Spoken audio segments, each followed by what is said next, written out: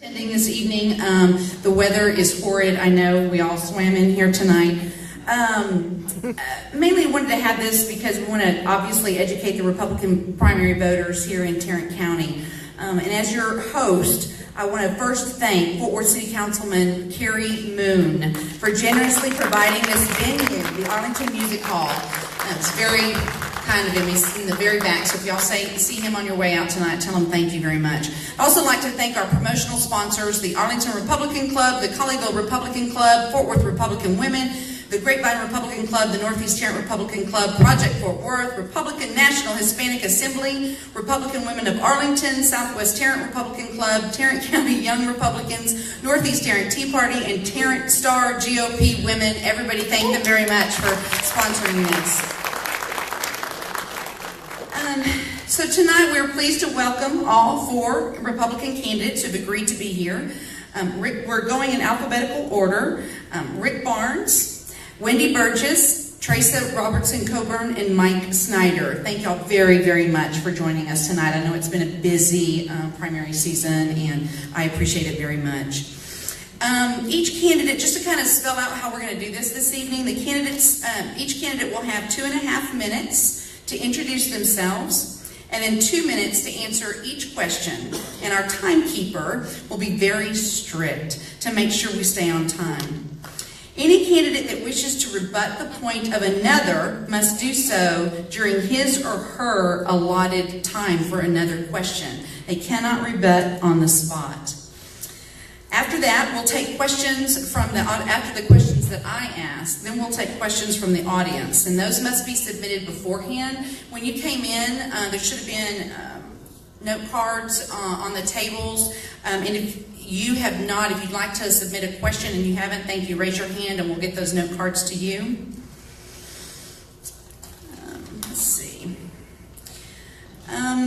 Let's see, so that obviously the questions must be addressed to the candidates, and each candidate will have 2 minutes to answer the questions. And then lastly, each candidate will have 2.5 minutes to close. So, first and foremost, I've got Lee Collins here, and she's going to lead us in prayer. All right, that's enough. Okay. All right, let's bow our heads. Heavenly Father, we come before you this evening and thank you for this day. Thank you for getting everyone here safely and for those who are still on their way. And we're grateful that you've allowed each one of us to live in this country and for every freedom we enjoy. Please never let us take it for granted. And Lord, we know all authority comes from you and the leaders of our government have been established by you. Please be with these candidates and current elected officials by giving them ongoing strength, wisdom, and discernment. In your Son, Jesus' name we pray. Amen. It. All right, and then, of course, if everyone will please rise and join me in reciting the pledge to the greatest country on earth. Over here, the flag's right over here. I pledge allegiance to the flag of the United States of America and to the republic for which it stands, one nation, under God, indivisible, with liberty and justice for all.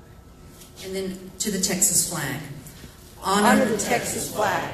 I pledge allegiance to thee, Texas, one state under God, one and indivisible. Thank you very much. Okay. All right, so we're going to go ahead and get this show on the road. So for the first, as I mentioned, they're going to have opening statements, and they'll each be 2 minutes. Sorry, but I'm doing that to the mic. So we're going to begin with Rick Barnes. And Lee, are you ready with the timer? Okay, Rick, go ahead. Thank you, Bear. Thank you. Go. He's back there. We've got a mic problem. Uh-oh. Speak very loudly. Hang on. We tested him earlier. Check. There we go. Well, thanks to everybody for coming out tonight. I know that the weather is interesting. It took me an hour to get here from my home. I live in Keller, and it's just good to be here. It's also good to be indoors. 2 of us, I think, worked the polls all day today, standing out in the rain and meeting voters from across the county, and it's good to be inside. My name's Rick Barnes. I was born in Fort Worth. I'm a native Texan. I was born, raised, and educated in our state. Many of you know that I'm a Gladney baby. I was adopted as an infant from Gladney in Fort Worth, grew up in West Texas where my parents were educators. My dad was actually my high school principal. My mom was a third grade school teacher. I did my undergraduate degree at Texas Tech University in economics and finance, and then I did my master's at TCU, and then spent 10 years working in higher education after that on the administrative side. Since then, I've also owned my own business for the past 20 years as a speaker and consultant, traveled the country. I've spoken in 48 of the 50 states, speaking on topics of leadership and strategic planning, long-range goal setting, and a lot of topics that help organizations improve upon themselves. I also now have an insurance company locally and have been doing that for about 9 months now. There's a lot of things I'm committed to in this job. I'm committed to efficiency in the tax assessor collector office. I'm committed to working with everyone I can to help lower your taxes. I'm committed to advocating for revenue policies that prioritize fiscal responsibility. I think we have some realities of concern in this county, and it relates to how the taxes are done. But I need you to understand that the people that are standing on this stage tonight are not the people that set your taxes. This is a tax assessor and collector role. We will talk more specifically about how the process happens as we get on into the conversation. But I served 3 years as the Mayor Pro Tem of Keller, where I was a part of that process annually in our city, and I know very well how that process works. I look forward to being part of that conversation as we go forth tonight. So thank you very much. Thank you. Wendy. Check 1, 2. Here we go. Okay, we're hot. Good evening, everyone. My name is Wendy Burgess, and I'm running to be your tax assessor collector here for Tarrant County. All of us sitting here never imagined that this opportunity would present itself, that the incomparable Ron Wright would be moving on to another post. Yet here he is doing that, and that is the exact reason that I'm standing here before you today. I'm standing here before you because in a conversation with him, he said, Wendy, you would be fantastic at this job, and I absolutely think that you need to think about doing it. And so on December 1st, I decided to file for tax assessor collector, and was the only one until December 11th, and these 3 fine people decided to join me in the fun. Thought it sounded like a great party. So a bit about myself. I'm from Mansfield, and my family has grown up there. I originally grew up in Benbrook on the west side of Fort Worth, and am very happy to be able to provide services through my business, through my commitment to community as well. And what I have brought to this office, what I will bring to this office, is 20 years of experience of owning my own businesses. I've owned my own businesses to the point where I've created my own logos, my own employee handbooks, my policies and procedures. I did that with my own 2 hands on my computer and with an ethic and working through business problems that are presented every single day. Employees are not the easiest thing to deal with. And this particular office has 200 employees throughout 8 offices countywide. Now, this is not a small job that we're asking you to fill. Because with your vote on starting today or through March 6th, we're asking you to fill this position for a CEO to run this office that commands your tax dollars. Because this is your tax office. And I am standing here today hoping to give you some information to help you understand why you should vote for Wendy Burgess. Thank you. Thank you, Wendy. Trasa? Hello, my name is Trasa Coburn, and I appreciate the opportunity to be here. I'd like to share my background with you and also why you would find me the best choice for tax assessor collector here in Tarrant County, and then I look forward to answering the questions you have tonight. I'm a committed conservative, lifelong Republican, and dedicated to the values that make our country great. I live those principles out daily with my service on the Hearst City Council, in my classroom, volunteering in my community, and most importantly in my home, raising my family. My conservative record is why you'll find my name on the DFW Conservative Voters Green Card. My beliefs were shaped by my early years growing up in a family with service as the standard. My father was a career Army soldier, which meant putting our own comfort and convenience second. It also meant our family didn't have very much money. When I was 12, my parents pulled me aside and told me that if I wanted to go to college, that really was on me. And that was just our reality, and I understood it. So I worked hard, and I earned a full academic scholarship to Texas A&M University. After graduation, rather than accept a scholarship at SMU Law School, I chose to start a family with my husband. We raised 4 boys on my husband's salary before I began teaching 6 years ago. So I absolutely understand the struggles that so many families face with our rising property taxes. Now let's talk about why I'm the best choice for tax assessor collector. I believe that looking at what a candidate has done in the past gives you a good idea of what you can expect from that candidate in office. As a Hearst City Council member, I consistently voted to reduce the tax rate for my constituents. Over 2 years, my voting record supported an almost 3-cent cut. While I understand that the tax assessor can't lower your taxes, I can certainly be a champion and safeguard your interests in the process. So if you truly want to support the candidate with the best record on taxes, then I look forward to you joining my team. I've been a success at everything I've done so far, and I would like the opportunity to be a success at this. Thank you very much. Thank you, Trasa. Now, Mike Snyder. Good evening, everybody. I'm Mike Snyder, and I'm a recovering journalist. For 30 years, I was an investigative reporter and anchor on NBC5. I've lived 37 years here in Northeast Tarrant County, and during that period of time, I have done a deep dive into many of the topics and many of the issues that are important to Tarrant County residents, specifically interviewing thousands of you for various stories that are important to you, and you trusted me to be in your living room to give you information that helped you make better decisions. That's the kind of talent that I will bring to this office.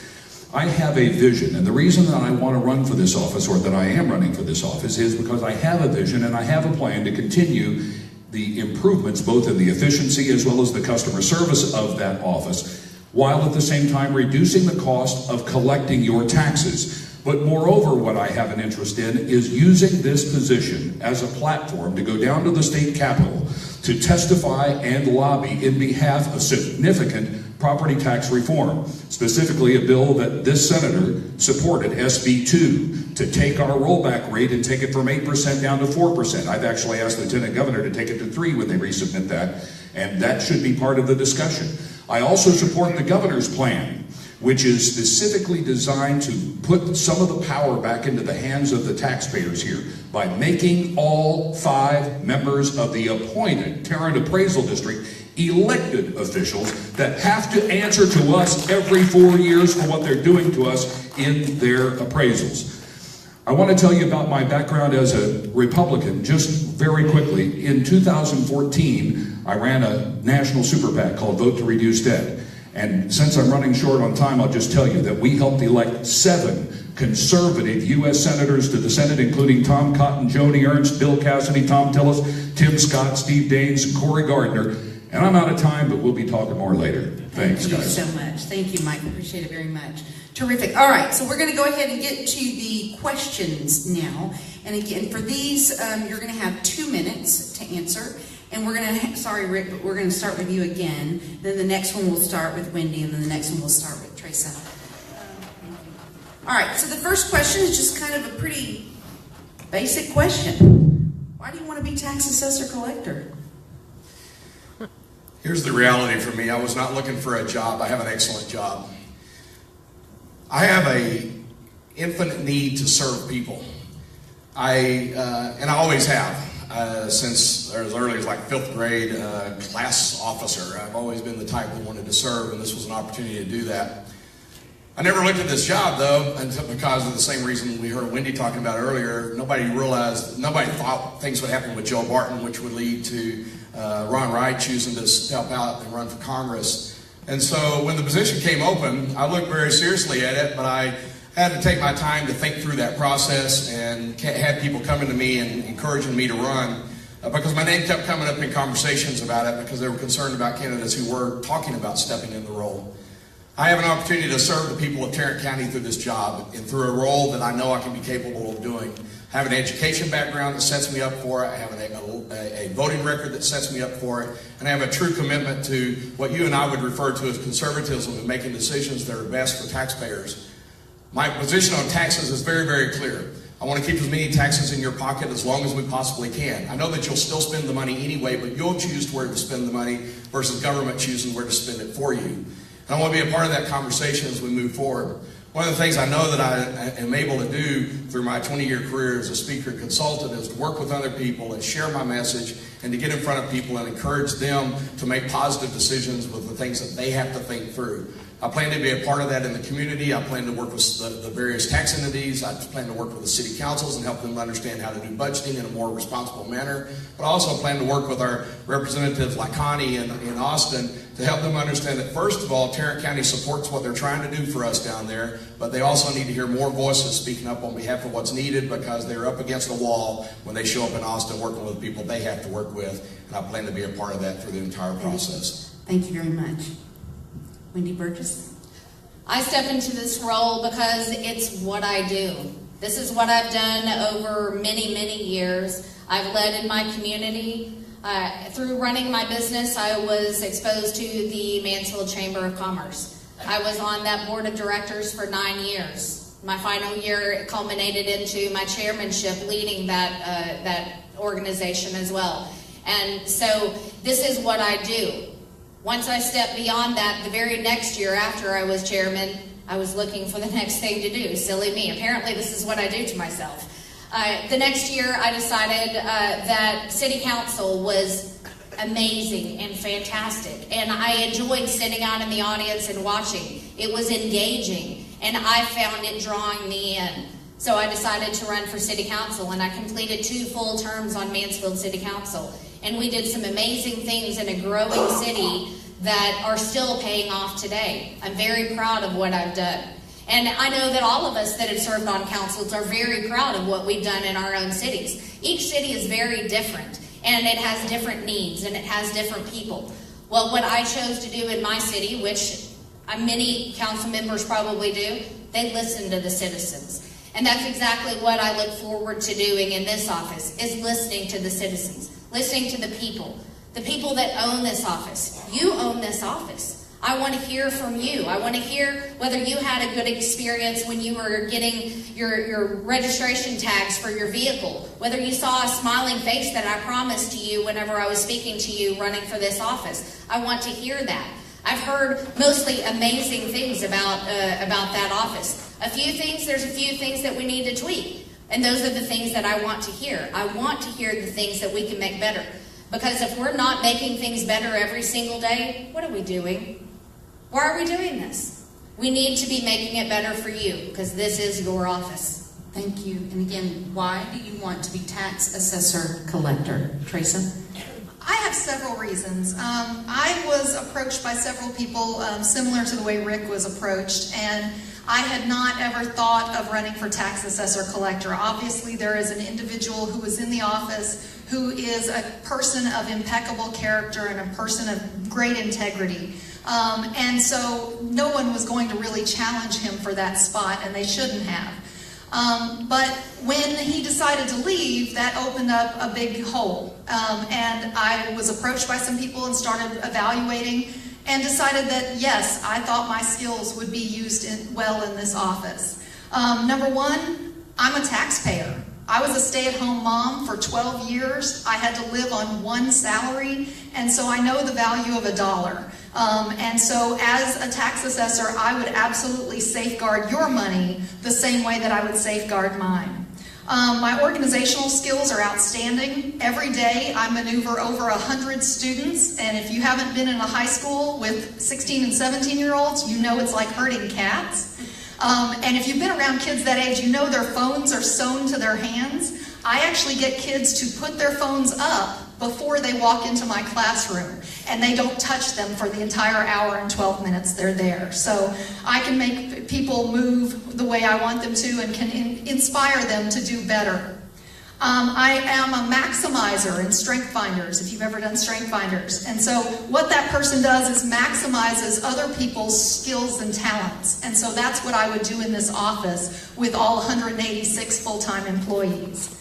And honestly, you need character and integrity in this office, and I can provide that. And I'm an open book. Anything you want to ask me, please do. And you're welcome to look at my tax records, at my finance filings, anything. Thank you very much. Thank you. Mike Snyder? Gosh, I hate red light cameras, don't you? And we won't be holding up any of your car registrations for those, and I think I can speak on behalf of all of those on the stage that would agree that that's what we're going to do. The reason I want to run for this office is because I'm a friend of the taxpayer. When I was saying earlier that I have a vision to continue the improvement both in the efficiency and customer service in the office that will also produce savings in that office, what that means is instituting the training that's necessary to institute Lean Six Sigma practices in the office. Now let me give you an idea of the savings that can come about as part of that. Many of you may or may not know that we have 72 taxing entities in Tarrant County that the tax assessor collector does all of the work for. I analyzed all of those, and I have gone down, by the way, and I've met with every employee in the tax office downtown, and I went and interviewed them and asked them their challenges. This came as one of the priorities of the entire staff. There is no common database for any of the 72 taxing entities that interface with the county. As a net result, we have to go and we have to, that was nice, thank you. These lights are We freaking have to me out. translate the data into the county's program. Okay. I'm taking a small respite here for my time. The bottom line is that by coordinating that together with Lean Six Sigma practices, we're going to be able, what are we doing here? Can we just stop for a second? Trace's husband is very happy that the light is shining I understand. on her only. Sorry for this. It's supposed to be on Mike Snyder here. I don't know where the lights are. But anyway. Why don't we just turn them off? What do you say? Very sorry. Continue. We're very Okay. sorry. Let me see if I can go back and pick up where I was, my thought pattern. Lean Six Sigma empowers the employees to not only discover what the inefficiencies and the waste in the program is, but it also empowers them to own the solutions, and not only own those solutions, but be able to implement them. And when they do that, it's a net improvement in their customer service. But what I was talking about the 72 taxing entities and the non-common database, all right? Just that alone is costing the county between $250,000 and $300,000 a year in translation. If we wipe that out by coordinating with those entities, that alone is savings of close to $250,000, ladies and gentlemen. There's more, and I can talk more about you one-on-one if you like. Thank you very much. All right, I think, so we're going to go ahead and start with Wendy now on this one. I think my gentleman told you differently earlier. My apologies. All right, so question number 2 is, what ideas do you have to improve service to customers at the tax office? Ideas to improve service in the tax office, actually, one of the first ones stems from the business that I'm currently in. I own an IT services company. We do contracts for the Department of Defense. So I think that an opportunity presents itself, as Ron usually says, the tax office is boldly stepping into the 1970s. And I would very much like to help bring the tax office into the 21st century. There's availabilities within IT that are capable of doing things that are not a lot, for tax dollars. Of course, I remember and I understand that I'm going to be competing for IT services with every other department within the county. So when keeping that in mind, I understand that there's opportunities for that IT services upgrade, as you will. I had a discussion with some of the gentlemen that help people protest the taxes with the Tarrant Appraisal District, and very much understand the problem between the software that comes from the cities to the Tarrant Appraisal District to the tax office. And I think that that's a definite opportunity for us to make sure to push out what we want, what format we want the information to come in. Because we have the power. We are the ones that should have the power, and with my leadership, I would be able to put that out and let everyone know this is the format you're going to send this to us. And we're going to make sure to take care of business, and I will remember to talk to you gentlemen later on, definitely. Some of the other opportunities are opportunities within the organization. On day 1, I will perform an audit of policies and procedures, not financials, policies and procedures. Financials will come within the first month. But an opportunity for me to analyze everything based on the capabilities that I've seen from the businesses that I've run, with multiples more than this, and we can bring some sustainable savings to the tax office. Thank you so much. Tracy?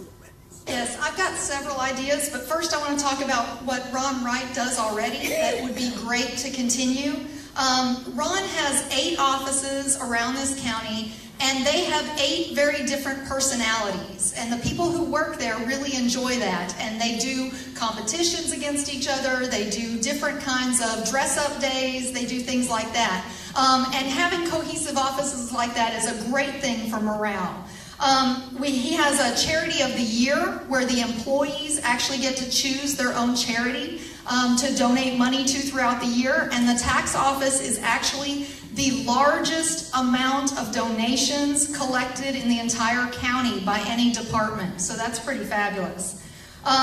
He does a one-day shutdown to bring all 8 offices together and have them together for a conference. And they have to sit with people they don't work with, so they get to meet other people, and I think that's pretty great. And he keeps workers near their homes, which is very important, and I would absolutely continue that. I would be out in the offices. That is one thing that I think is really super important, and you might be able to find me helping in an office, or you may be able to find me at a window helping do customer service with somebody who's there to talk about their property tax. I think that helps morale when the leader is out in the offices. And I would absolutely continue something that we do at my school called continuous improvement.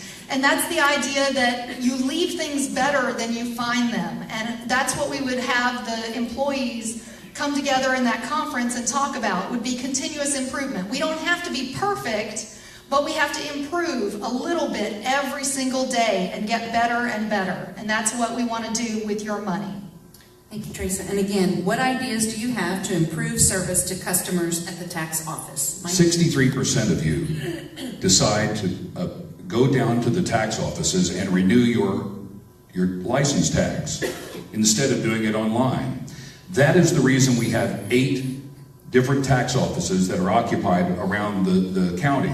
Ron Wright has been very, very clear to me that if all he did was collect taxes, he could do it from one office downtown.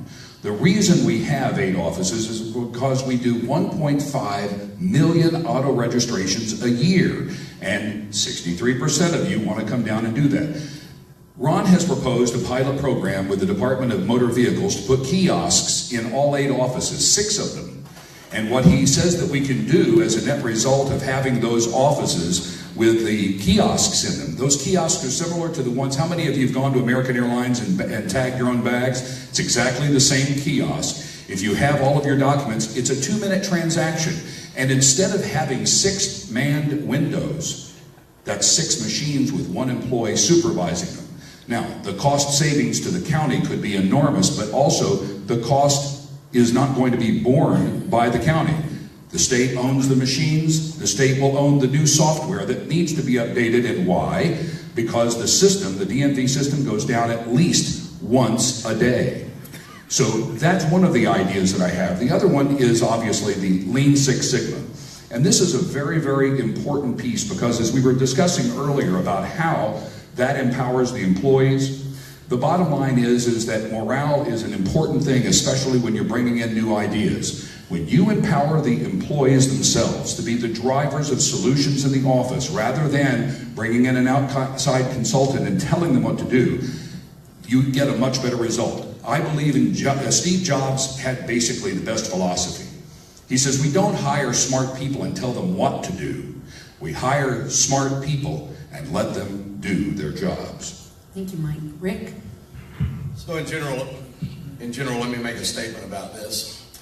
I think that rather than acting like a tyrannical government, we need to take a service industry approach in this office where we're helping people to come to an accounts receivable, to bring their accounts receivables current. That's what we do. I'm just like a lot of you. I own my own home. That's probably the largest investment that I've ever made, may ever make. And that value, as it goes up, so do my taxes. And this part of the process is the part that we don't like to talk much about because it involves paying our taxes to a government, and then we're not always sure where that goes. I think we need to be a part of that conversation in the public of what's going on in that office. And you will see me out in the public being a part of what's going on with what I call community outreach. I will have long said, since we started this is our 8th time to be together to have these conversations. We're starting to hear each other's answers and honestly start to use each other's answers. I will be the one, I have always talked about the fact that you will see me working at a window because I think that I need to be able to understand what all levels of this office do and how that they do it versus just sitting in a corner office making decisions. But as I think about customer service, I start thinking about people that I've talked to over the past 4 months. There is a woman in Colleyville that I recently had a conversation with named Linda. Linda lives in a house that her and her husband built in 1972. It's still very much the house that they built back then, but around the corner, they've tore down all the old houses and they're putting up $1 million houses in their place. As those $1 million houses are going up, so are their values, and therefore their rates are going up. And she's having a real concern about that because she's trying to figure out how they're going to be able to stay in their own home. We need to have a serious conversation about that in Tarrant County and have a conversation about how we're protecting people from having to literally move out of their houses because they're being taxed out, not because they're choosing to leave because they're wanting to move to a different place. There's three groups of people I think we need to be extremely concerned about. Retired military, the elderly, and the disabled. And all three of those need our concern when we start thinking about taxes and how we're taxing them out of their own homes as a result of decisions out of this office. Thank you, Rick. Okay, question number 3, and we're going to start with Trasa this time. Tax Assessor Ron Wright testified in favor of SB 2, the property tax reform legislation in the last session of the Texas legislature. This bill required an automatic vote of the people if a local entity wanted to raise taxes above 4% over the previous year. What is your opinion of that piece of legislation? And if it comes up again next session, would you support it? Okay, this is something that we've spoken about several times, and I have said before, and I'll say again, I was opposed to SB 2 when it came out as it was written. I'm not opposed to the principle of SB 2. The idea that municipalities need to spend less money is absolutely something that's great, and I voted against spending measures in the city council.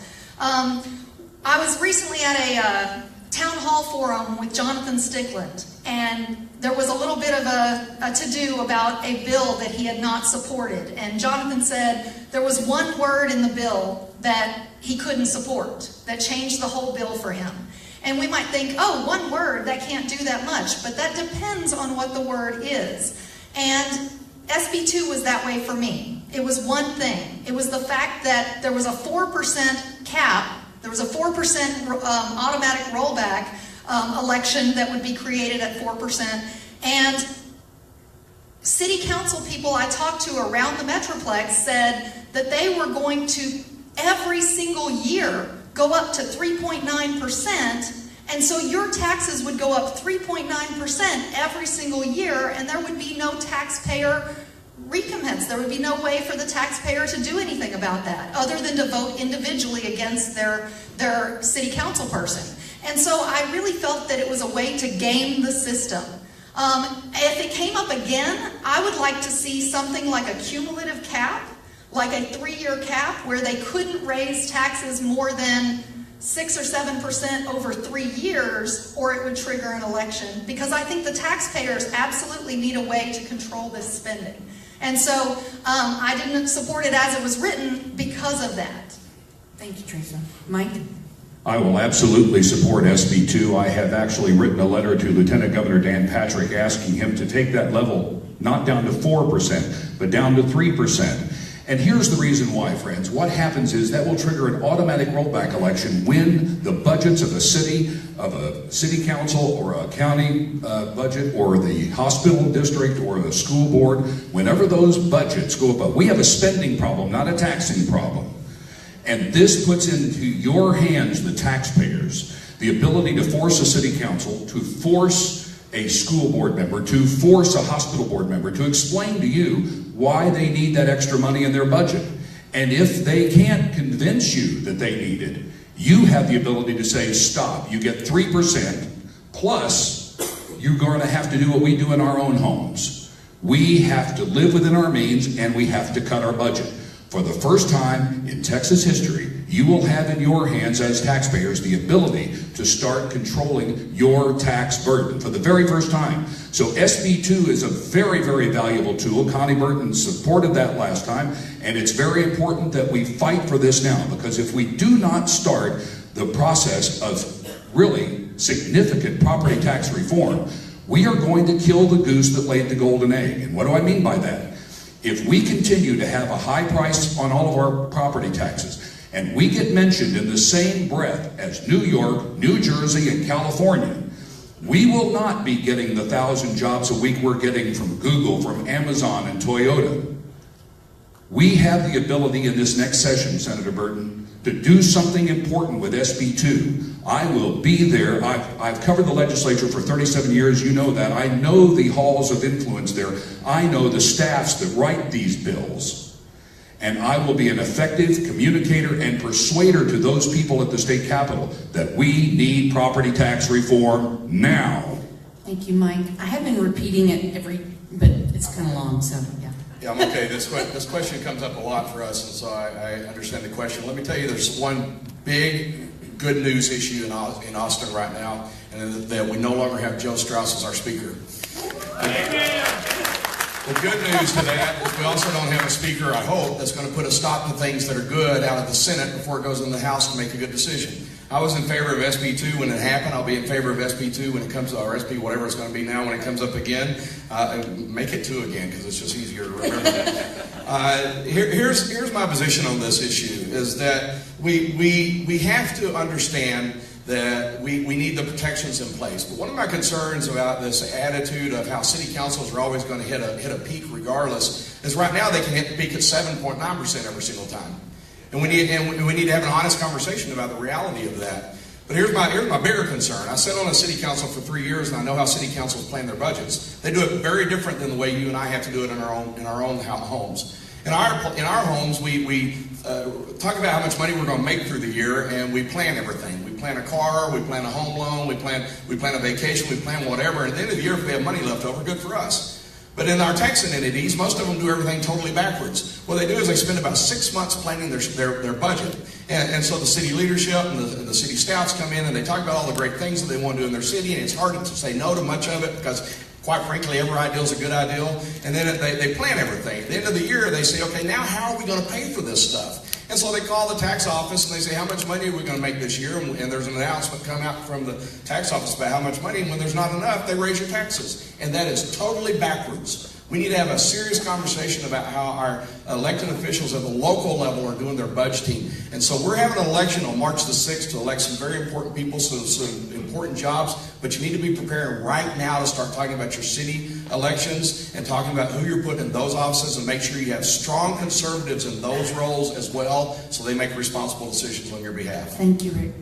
Wendy? I'll echo what Rick said as well. You need to start your discussions with the potential city council members. I was a city councilman for 6 years, and unfortunately, I wasn't in the group that Trasa asked, are you going to raise it to that cap every single year? Because we never got to speak until we were running in this race together. I neither spoke against or spoke for this. This tax reform is something that is inevitable. This is a discussion that we absolutely need to be having, and we need to be having it on multiple different levels. And each of us, in our own personal responsibility, we can also attack it at different levels as well. It's not just going to be with the legislature. That's not just going to be the be-all, end-all of it. We need to make sure that we're starting with the local level, that we're speaking to Tarrant Appraisal District, that we're speaking to each of the taxing units. This is not going to be I spoke to one person and I'm done thing. This is something that we're going to need to work on, and we're going to need to work on this together. And having great discussions with each other about this and possibilities. We have a lot of really smart people sitting in here in this room. And if we sit at a round table and come up with a lot of different ideas, pieces and parts of it will fit together fantastically. And so that's what we need to do, is we need to get smart people together and have educated discussions, not fights, not give everyone fodder, for, this is why the Republican Party is horrible because they fight all the time. Let's show them how we can work together. But these are absolutely going to be discussions that we need to have moving forward, and I look forward to having those. Thank you very much. Okay, question 4. So now we'll start with Mike Snyder. Question 4. It has become practice for government entities, cities, counties, and schools to hire lobbyists using taxpayer dollars to go down to Austin to advocate for or against issues. Are you for or against this practice, and why or why not? Well, I think that lobbying is the key thing that you have to do as a city or a county or really any entity here that has an interest in legislation at the state capitol. But that is specifically why I want this job, because we don't need to hire a lobbyist to go down and push for SB 2. I know you, I know other senators, I know House members, but I know their staffs. It's important to have officials who understand the local conditions. In our particular case, we're the 3rd largest taxing district in the state of Texas. And when we go down to testify, when Ron testified in behalf of SB 2, he had the gravitas of being from the 3rd largest taxing district in the state of Texas. They listened. The Senate passed that bill. It got bottled up in the House, as you know, because Joe Strauss wouldn't let it out of committee. Well, Strauss is gone, and we're going to have a new leadership team in the House that has already spoken about supporting bills like SB 2, as well as supporting bills like the governor's plan to make the members of TAD electable. And those are the kind of things that we, as public officials here, use our bully pulpit for. I think that lobbying needs to go on at the Tarrant Appraisal District as well. You elect me and you get me as an ex officio member of the Tarrant Appraisal District. Someone needs to be speaking on behalf of the taxpayers, going really truth to power to those elected members, to those appointed members of the TAD. And why? They have a disincentive to listen to you to appeal your property tax appraisals. Why? Because they're appointed by the very taxing entities that they answer to. They don't answer to you, they answer to the taxing entities. I want to be there on the TAD to speak on behalf of the taxpayers of this county so that you have a voice from the bully pulpit, but eventually you will actually have a voice at the ballot box to tell these Tarrant Appraisal District members that are appointed now that they have to answer to you, the taxpayers. Thank you. Thank you, Mike. Rick? I'm going to tell you that my answer is very similar to Mike's on this one. I have a friend that's a lobbyist in Austin. When his kids were growing up, his kids would ask him, what do you do for a living? And he said, I eat a lot and I talk a lot. And that's what lobbyists do. They eat a lot and they talk a lot. And the reality is, I don't know that we need to be spending our money hiring people to eat a lot and talk a lot, because that's in fact what they do for a living. And so I totally agree. I think that you need to be electing people that can speak on our behalf, and that's why you need to be careful about who you're putting in these offices at all levels of government. The reality is, and this comes from my time as city council member, I think your average city council member, as just city councils alone, I would probably include many of the school ISD leaders out there, flat don't understand how any of this process works. They don't understand it at all. When you start talking about tax rates and rollback rates, they don't understand this. And yet, in reality, it's what they do for 6 months of the whole year is plan their budget. The absolute only way we're going to get these taxes down is to attack the budgets. If you raise the budget, you need more money, and money comes from taxes in our process. And so I don't know that we need to be hiring a bunch of lobbyists to carry the conversation. We need to be electing people that can speak on our behalf and do the rest of their job, not just the easy and fun parts of the job. As a city council member, it's not something you only do every other Tuesday or whatever night that they choose to meet. It ought to be something they're doing very regularly on your behalf. And when you put them in office, you ought to demand and expect that from them. And so I would expect that from them, but also expect that from whoever you elect into this office, because we should be speaking on your behalf as an elected official. Thank you, Rick. Wendy? I understand the question is the entities paying for lobbyists, and I know if I'm a paid lobbyist for an entity, I will not be knocking on your door because I know that I would not be welcome. Let's get real about this. Lobbyists are employed by cities, counties, various groups. There are bad things about lobbyists, and there are some fantastic things about lobbyists. So let's not just focus on, yes, lobbyists work for the cities and they try to talk legislators into their version of the truth. And it usually is a version of the truth, you know. But there are also lobbyists that go down and lobby for cancer research. And there's those that lobby for illnesses that children have that cannot be corrected yet. And we need someone to start that conversation. So let's not make sure that we lump all of the lobbyists into the same group. I understand that we're talking about paid lobbyists for entities itself, but for the audience, please remember that there are some amazing lobbyists that are out there working for some very good things. And I think that, in my role as city council member, I was the unpaid lobbyist. I was the one that wasn't getting paid, got paid absolutely zero for 6 years, and worked my tail off because it was the thing that I enjoyed the most. It was what I was most proud of. Thank you. Trasa. Yes. I think we have to start this conversation with an awareness that every taxpayer dollar represents somebody's hard work and sweat. And every taxpayer dollar is precious. And so it would be a terrible shame for taxes to go up by the same amount that a city was spending to lobby Austin for something.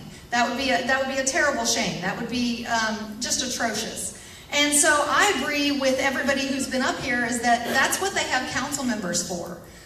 The council members, that's part of your job, is to go speak on behalf of your city and to represent your city and represent it well. And so that's what, to me, that's what those people should be doing. And in my city, that's what happened last legislative session is our council members went down to Austin. We didn't have a paid lobbyist. And so that's I just agree with everybody up here. Terrific. Thank you. All right, I think now we're starting with Rick. Question 5. If a government entity keeps its tax rate at the same rate as it did the last year, but valuations are generally rising, did the entity raise taxes or not? If you pay more taxes this year than you paid last year, your taxes were raised. There's no other way to think about that. And anybody that tells you differently, they're lying, flat out. And you're getting lied to by lots of leaders in taxing entities. Here's the reality. Our values of our homes are not how taxes are set. Our values of our homes, quite frankly, you ought to want them to go up. It's an investment. As you think about any kind of investment where you spend your money and you invest in something, you ought to want it to go up. But what happens is that whenever the budgeting process happens, we keep going back to this budgeting process, and I just think it's totally backwards. Whenever that budgeting process happens, and then they come up with a number that they need, and they look at your values, and they determine what the tax rate's going to be, that's when you end up with your tax change. If your taxes, if you leave the tax rate identical to what it was last year in a growth economy, your taxes are going to go up. And we're in a growth economy right now in Tarrant County. We have been for a number of years, and honestly, we hope we always stay there. Whenever we end up in a position where we're going the other direction, we're going to have brand new conversations we have to talk about. So yes, if you pay more this year than you paid last year, your taxes went up. There's no other way to think about it. Again, it's why you need to challenge your those that you elect to your taxing entities to have a serious conversation about their budget so that whenever your values go up, your taxes don't go up with it, and they can lower the rates to get back to a balance in the process. But they got to learn how to budget in a manner that makes sense, that goes through the process of understanding it all. And I'll remind everybody in the room, nobody standing on this stage sets your taxes. Thank you. Wendy. Well, I think we're all going to be in agreement here. We've all had this question before. It's something that's very popular to be asked. And what I say is if your taxes were $1 more, it's in the eyes of the beholder. If you paid $1 more, yes, your taxes absolutely went up. We can talk about effective rates, and we can talk about rates in all sorts of different manners, but at the end of the day, if the check that you wrote was $1 more, your taxes went up. And that's just what it is at the end of the day. And I'll save some time for us to miss some rain, because I think we're all going to say the same thing. Thank you. Trasa? Absolutely. It is a tax increase. Like everybody said, you paid more on your taxes this year than you paid last year, and that is a tax increase. And there's actually even a video going out across Facebook of me reading that into the minutes, because it is required by state law for city councils to say that. So we have to, even if we lower the rate, but your property the valuations went up, we have to absolutely say that. And so the state does that so that people can't mislead you, but people still try to do that. Thank you, Tracy. Mike? Mike. Friends, we have been storied too so many times. I've been on the receiving end of getting phone calls from cities, counties, from the school boards, from the hospital district. Oh, we held the line on your taxes because we held the tax rate the same. The minute you hear that story, you better reach around and grab your wallet because you're about to get a backdoor tax increase. And here's why. Because the tax rate is not the equation. It is a product of the equation. The equation is taking all of the appraised value from the Tarrant Appraisal District and dividing that into the budget. If you want to know what's driving your property taxes up, you look to the city budgets, you look to the school board budgets, you look to the hospital board budgets. Because a miraculous thing happens. When they get the forecast from the Tarrant Appraisal District that property tax values are going up in the district, miraculously the budgets of those taxing entities go up to absorb all of that money to the extent of not having to touch the tax rate. Now, I don't know about you, but when was the last time that you got a tax bill from one year to the next that was lower if you owned the same property? Never. And it won't happen until we get something like SB2 in. And that is something that you really need to pay attention to, because the minute that you're told that the tax rate is staying the same, you had best brace yourself for a tax increase, and in some cases a lot. I met a woman 4 weeks ago, paid her house off 10 years ago. She brought me at coffee her last mortgage payment. Then she brought me this year's tax payment that she's paying month to month. It's $15 more a month than she paid for her mortgage. She's about to have to make a decision she never thought she would have to make, and that is going to someplace else to live. We have to put a stop to it, and you need persuasive people at the state capitol speaking on behalf of this county to make it happen. Thank you, Mike. Okay, question 6, we're going to start with Wendy this time. Since the basic duty of a tax assessor collector is to manage the overall operations of that agency, describe your managerial style and tell us why you believe it would be the best approach, in operating that office. Do I need to read that again? I kind of messed it up. Sorry. I'll start over. Since the basic duty of a tax assessor collector is to manage the overall operations of that agency, describe your managerial style and tell us why you believe it would be the best approach in operating that office. Thank you. My managerial style actually goes top, bottom, bottom, top. And the reason is because I've managed operations and businesses that are as small as 6 to 8 people, and I've managed into the hundreds. And so those two different types are very different. Within the administration, there's 7 people within the administration that manage all of the people that work in this organization. There's going to be a top-down. There's absolutely going to be a leader, and I will take under advisement those, because on day one I'm going to come in and I'm not going to know as much as those people that have had those jobs for 25 years. I absolutely will not fool myself into that. But then within the ranks and files, within the clerks that work out in the various 8 offices, there needs to be some dissemination of information from the rank and file out up, so we understand why they do certain things that they do. And I admire Rick, as he said the entire time, you might find me working at the clerk's office and you coming up to the window and you seeing my face, because I want to understand. And I completely understand when he says that, because you do need to understand top down and from the bottom all the way up. And that's the way that I've managed businesses in the past, and it absolutely works. I have made a very comfortable life for myself as well, and more importantly, I've made a very comfortable life for my employees. Because the employees are what makes everything great. Because when you take care of employees, they take care of your customers. And at the end of the day, the tax office is a customer service-driven business. We are here to serve you. This is your office. We are here to serve you in the best possible manner, with a smiling face every single day, even when you have a question that may not be presented in the nicest manner. Thank you. Thank you, Wendy. Trasa? All right, my managerial style, since I haven't operated my own business, I'm going to fall back on my teaching style and how I deal with over 100 students a day. And that is, I'm a mediator and I'm a communicator, and I'm present. I'm there with them all the time, and that's something that I would absolutely be in this office, is I would be out in the 8 offices, not just sitting in the tax assessor's office with my private bathroom and just enjoying the day. I would be out in those offices.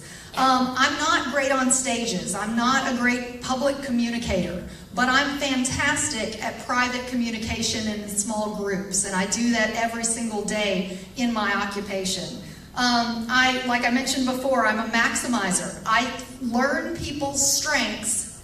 I don't worry about their weaknesses. I learn about their strengths, and I enhance their strengths. I help them, I inspire them to be better people than they were just a little while ago. My motto in life is to smile at people. And you never know what private battle somebody is fighting. And you don't know what's going on in their life. And so I would absolutely take that joy and that happiness and spread that around the offices, because those people, those employees, are the front line, and they need to be able to pass that on to the customers, who would be the taxpayers. Awesome. Thank you, Trasa. Mike? I'm a motivator. When I was running the Air Power Foundation for 10 years, I helped create an event called Skyball. To run Skyball takes 1,200 volunteers, all volunteers, 32 committees. And what happens is you have to be able to recruit the best, you have to be able to train the best, but you have to be able to motivate them to stay engaged for 6 months, sometimes longer, to stay on task and produce the best in-class service. And that's what the tax office deserves. That's what the taxpayers of Tarrant County deserve, is best in-class service. When I was running Vote to Reduce Debt, I had to recruit teams in 8 different states to campaign for 8 U.S. senators. And I had to recruit the best, I had to train the best, but more importantly, on a daily basis, I had to motivate these people to do the things that were necessary to help get these conservative senators elected. The job was hard, the job was long, and many of the people did this out of their own volunteer efforts. We did have some paid folks. But the thing that is really important for you to understand is that Steve Jobs really had it right. I mentioned this quote earlier when he says, "We don't hire smart people and tell them what to do."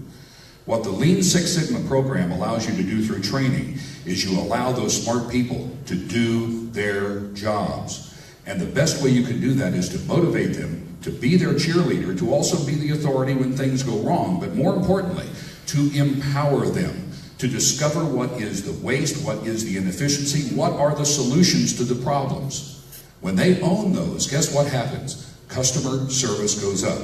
Ask General Electric that when it came to NBC and they instituted Lean Six Sigma, the first year, we saved $100 million. We're not going to save that much in the tax office, but I can tell you right now that the one thing that is most important in the Lean Six Sigma program is increasing customer service.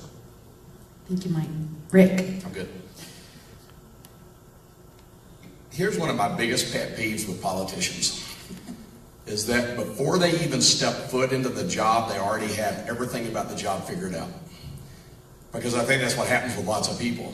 The unfortunate reality for us, the 4 of us running for this office, is that we are standing here as politicians, but I will also tell you that when I announced that I was going to run for this job, I ran into lots of people that had no idea that this was run by an elected official. They thought that this was a job downtown hired by the county to manage an office. And so I think it's a very good question, talking about what's your management style versus what's the style that gets you elected. And so there's 2 different things to think about there. My management style is very clear. I'm not going to suggest that I know everything to anybody. I think every one of us have things to learn, whether we want to admit it out loud or not. So I surround myself with good people. I surround myself with people that have knowledge and people that are going to help me improve because of our relationship. I've done that throughout this entire campaign. I've reached out to people that understand more than I do about what's going on in the process. Konni Burton and I have even had conversations about the reality of some of this and how it's affecting her job in Austin. And so that's what I do, is I surround myself with good people. But then I also I think it's very important to provide opportunities for growth for others. There's like 187 people out of a possible 200 that work in this office, and we need to be always looking at them and having opportunities to provide opportunities for growth for them, not just for the person sitting in the elected office and doing the things that we do. The other thing I think that needs to happen in our office is that our office needs to reflect the people that we serve. despite the fact that we're all running on the Republican side of this ticket, when one of us gets elected, we're going to serve the 2.2 million people that live in Tarrant County, and that's going to include people from both parties and people that didn't even know parties existed. And we need to be able to have an office that reflects those people so that whenever they come for customer service through our office, that they aren't walking into an office where it's extremely strange and unusual to them because nobody in that office looks or acts like they do. And so my approach is team approach, and I'll take that into every conversation that I have. Thank you, Rick. Appreciate it. And so we're moving to questions that we got from the audience now, and one of them is, of course, one that I had too here as a question that would be asked if we didn't get questions. And I know y'all had this 1,000 times, but we have a new audience here, and maybe they haven't heard your answer. So this would be probably just a yes or no. Ron Wright refused to withhold vehicle registrations from citizens with outstanding red light ticket fines. Would you continue this practice? I think we can. Yeah. Yes. I do want to add to the conversation. Okay, go ahead. One thing that I've added to the reality of this is I not only want to continue the policy, but I want to get rid of the red light cameras, period. Totally get them out of our cities. They were put in place for all the wrong reasons. They're there as a budget raiser. It's identical to going to your police officers and say, give out more tickets because we need more money. That's the reality with them. They're doing nothing to provide safety. They're simply an income source for the cities. We need to get rid of them altogether. Can I add just a little bit here? Okay, I kind of went off. I let it go off the rails, didn't I? I messed up. I don't even know now. All right, go ahead. The only thing I want to say is that I want to give Konni the support and the other members of the state legislature the support so they can get some intestinal fortitude to outlaw these red light cameras from the state legislature so we don't have this problem in our local governments. Thank you, Senator Bob Hall, for authoring that piece of legislation that I support. And anyway, all right, are y'all fine? I will definitely give y'all okay. All right, now, it's kind of interesting, these questions. I think, obviously in different elected positions, you don't always necessarily have a say in what these questions ask, but I think what a lot of times people want is just kind of your philosophy, right, on different issues. So I think this is kind of interesting. Would you support a full elimination of the property tax? Let's see, where do we start this time? I don't even know. Who did we start with the red light camera? I guess we didn't all answer, didn't you? Yeah, it was a unison. Who did we start with before that? Hang on a second. Nobody cares what's the start. I'm getting a rule follower. Wendy Burgess. So actually we started with you, so we're going to start with Trasa. Okay. Yeah. Well, I think it is. Would you support a full elimination of property tax? So I think this just helps people to kind of know your thinking on the issue. Okay, this is kind of interesting because my husband and I were recently talking about this issue. He was a financial manager for Fidelity Investments for about 25 years and handled a lot of accounts up in the Northeast and Midwest. And he talked to lots and lots of people in places where they don't have high property taxes. And so he'd talk to somebody and they'd say, oh, my property tax was $600 a year for my 5,000 square foot house. And that's great, but they had a state income tax, or they had a VAT, or they had a consumption tax, or their sales tax was really high. And so I can't answer this just as a blanket statement.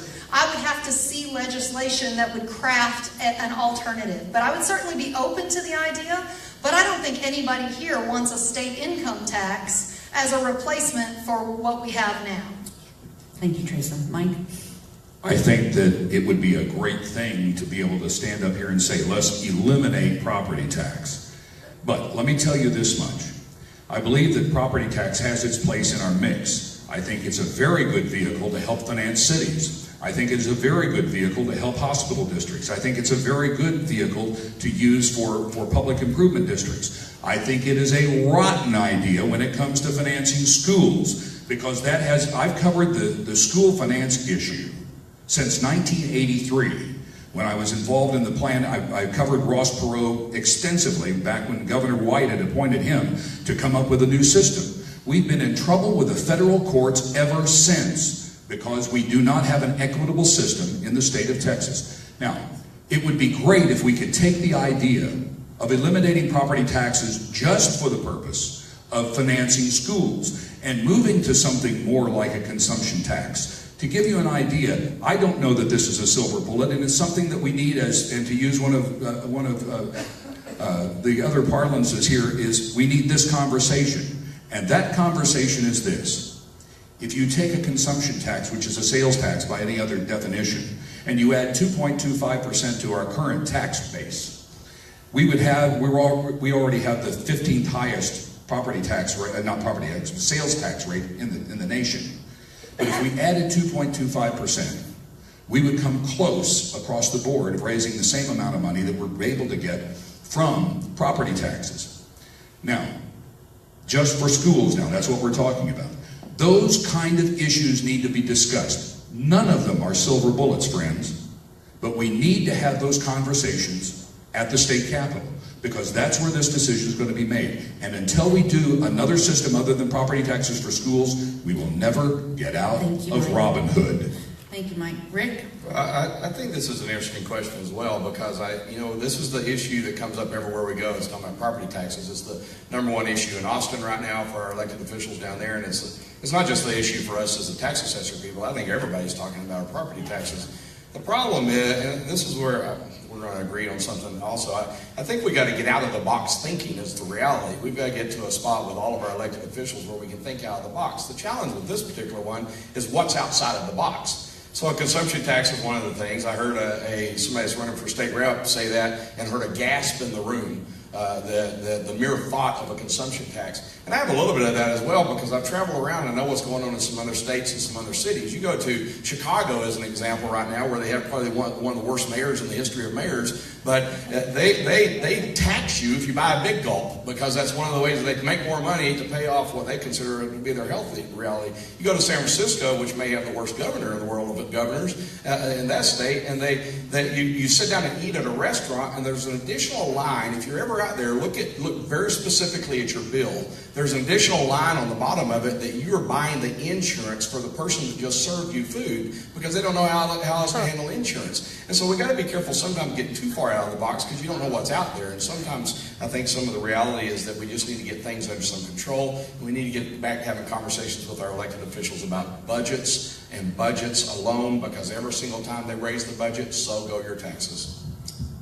Thank you, Rick. Wendy? This is obviously a problem that we've been addressing for many, many, many years. Remember, Matthew was Jesus's favorite tax assessor. These are things that go back to biblical times. And these are still the things that we are dealing with today. It's a discussion that I would be willing to have. I haven't sat down and put pencil to paper on it, but there is going to be a major discussion, and we need to have a really good, thoughtful, respectful discussion on it with our legislators. It's not going to be a pointing the fingers kind of thing. It's going to be us sitting across the table and talking about it and saying, hey, what about this? I heard this really great thing from this guy that was sitting in a forum, and he brought to me this idea. What do you think about that? Well, we could pair that with something that I heard somewhere else. And so these are going to be educated, thoughtful discussions that leaders are going to need to make. We've been dealing with it for a long time. It's probably going to end up being a combination of different things. It's something that we're going to be talking about for a bit. We've been talking about Robin Hood finance for the school districts for a long time. We will get there. We just need to have educated, responsible people that come into the discussion. And so today, I invite you to please be a part of the discussion, because it just can't be the elected officials. Your voice must be heard, and your voice is absolutely important. Thank you. Tracy, you started this, didn't you? Okay. All right. Terrific. Let's go ahead and get to your closing statements now.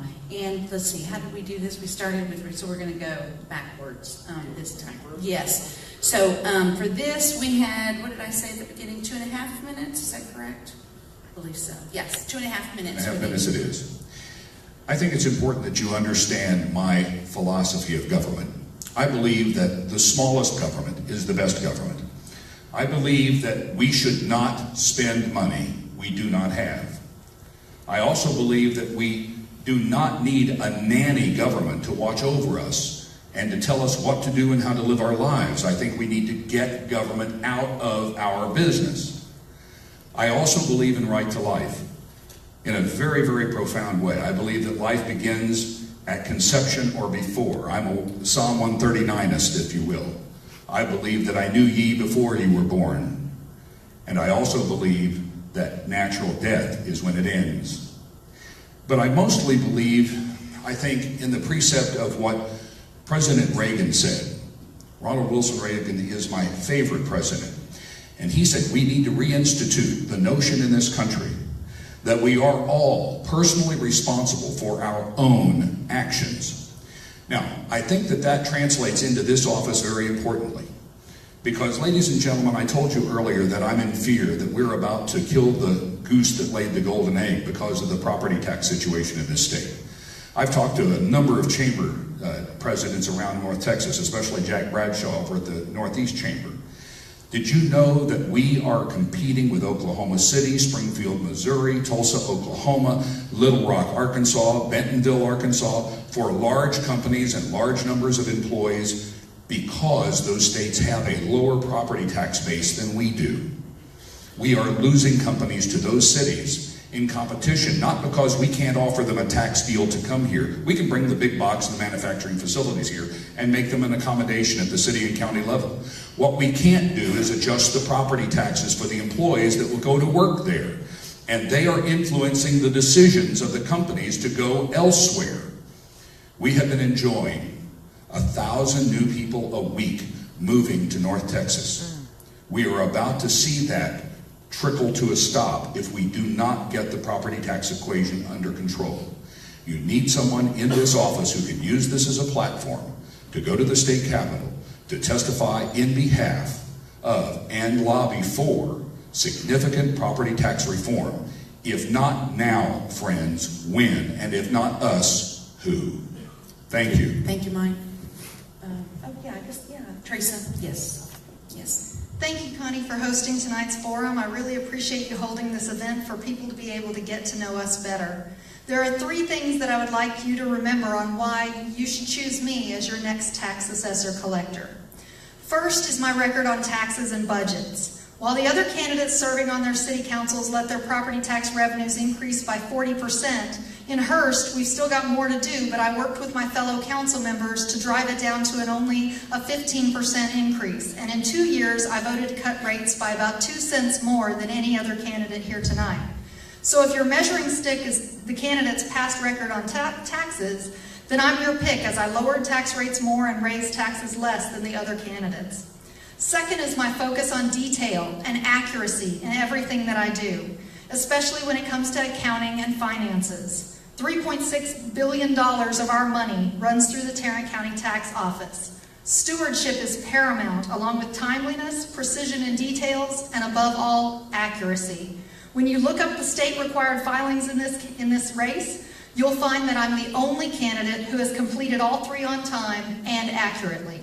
So if your measuring stick is accuracy, responsibility, and detail, then I've got you covered there too. And third is my passion for hard work and success in all that I do. You've seen it throughout my life. It took years of solid academic performance to earn a presidential endowed scholarship to Texas A&M University, and years to earn the success that I have as a teacher. I was actually named the #2 American history teacher in Texas this year by the Daughters of the American Revolution. I will apply that same drive for success in the tax office. So again, if your measuring stick is intelligence, passion, hard work, and success, well then you're 3 for 3 with a vote for Trasa Coburn. Thanks again for your time tonight, and I'll be available for individual questions after the event concludes. Thank you, Trasa. Wendy? Thank you, everyone, for coming out this evening. It's important for you to hear directly from the candidates themselves and really understand what you're voting on. Your vote that you cast, whether it be tomorrow or all the way to March 6th, you are hiring a CEO to run a large corporation that collects $3.6 billion in taxes every single year. And if this is your business, you want to hire someone that has some experience. And I absolutely have experience running my own businesses. I've made a decent amount of money at it, and I said before, more importantly, I've provided for some fantastic employees. It's exactly what I'll do in this office as well. And I'd love to talk to Trasa about accuracy of filings. We'll discuss that later, because I don't prefer to throw trash out in public. I prefer to handle it one-on-one, so we'll talk about that later. I believe that, in hiring for this position, you want to hire someone that is going to do a fantastic job. I have an amazing team standing side by side with me, and I am very honored to have that team standing next to me. And this is the only time that I'll read a bit of it, because there are some amazing names on here. I have endorsements by DA Sharon Wilson, Sheriff Bill Wayburn, Commissioner Wynn, State Representatives Tenderholt, Anderson, Zedler, as well as Mayors Williams, Cook, and Trevino. Arlington City Council members, Victoria Ferrara-Myers, thank you for showing up today. I appreciate that. Roxanne Thalman, Catherine Wildman, Young Men of Arlington, Tarrant County Law Enforcement Association, thank you, gentlemen, very much. I appreciate your service. All Republican constables. I have Arlington Police Association, Fort Worth Police Association, Mansfield Police and Fire, and the list goes on. And please visit my website, wendyburgess.com, for the full list, because these are people that I proudly stand shoulder to shoulder with. And we look forward to taking care of our county. I see a lot of county employees out here in the audience, and I look forward to joining your team. I will be the strongest link in that chain. I absolutely believe in that. Because you deserve a strong link in that chain from day one, and that's absolutely what I bring to you. It's what I brought to my team in Mansfield. It's what I bring to my businesses every single day, and it is absolutely what I will bring to you in the county. Thank you. Thank you, Wendy. Rick? Yeah, I too want to say thank you to Konni for hosting this tonight. This was Connie's ideal, and I don't know that she caught on. There was people that put things up against this event after it was announced, and that's too bad, because I think we all expected a big crowd here tonight. I appreciate you coming out, because I think it's very important that you see all of us in what I'm considering probably one of the most important races in the county in this election cycle. Look, I'll concede something to everybody standing on this stage. All of us are very strong Republicans. All of us stand strongly behind the fact that we live in the greatest county, in the greatest state, in the greatest country. And that's very important for all of us to keep in mind as we're looking at who we're electing into offices. I also want you, though, to understand that this job is not trying to figure out who has the reddest blood standing up here. This is a position where we actually work through the process. It's an administrative job. And you need to ask yourself some questions as you look at who's standing on the stage and who's qualified to work in this particular job. I encourage all of you to look at our finance reports, because you'll quickly be able to see who's trying to buy your vote versus who's spending money responsibly to try to earn your vote. And so I encourage you to have that conversation with yourself during your own time between now and March the 6th when you vote. There's a few things that you need to look at when you measure us. There's only 3 of us up here that have a voting record, and I think that's a very important thing to think about, and I would put my voting record up against anybody's. There's only 2 of us standing up here that have found success in business, and I think that is also very important to look at. You need to ask yourself whether or not who could stand up here that could put those 2 things together and run a good business for you out of the tax office. I believe my personal values bring a lot to this conversation. I've been married for 30 years in May. My wife just got here about 10 minutes ago, so you can see her after the program. We actually work in my household, and she's been at work all day today in Dallas. We take a very personal approach to our financing in our own office. The car that I have out in the parking lot has 110,000 miles on it. It's been paid for about 6 years. I just don't spend money willy-nilly just because my guy that sells me cars thinks I should come buy a new car. I have an education that backs up this job. I have a finance and economics degree, and then I'm experienced in nonprofit leadership. I've served on 14 nonprofit boards of directors, and the reason that's important to talk about is that I was always using somebody else's money. This is not our money. We're not trying to raise money in this job. We're trying to spend your money effectively, and I appreciate you and hope you'll vote for Rick Barnes when you vote in this election. Thank you very much. Appreciate it. Y'all, honestly, thank you very much for coming tonight. I know y'all have had so many of these forums. I appreciate it very much. When y'all talk to them, we're going to go next door, here, but in the other room, and y'all can visit one-on-one with all the candidates. Please be sure and thank them for putting themselves out there. It takes a lot to do this. It takes a lot of time, energy, money, and we need to continue to have good candidates for all elected officials. And so I'm glad that we have a choice to choose from, and y'all have done a great job. Quickly, before anybody leaves, I want Raul, you're here. If you're an elected official, please stand up and say your name and what position you hold, and if you're running as well. Go ahead. Raul Gonzalez, President of the Mansfield School Board. Thank you.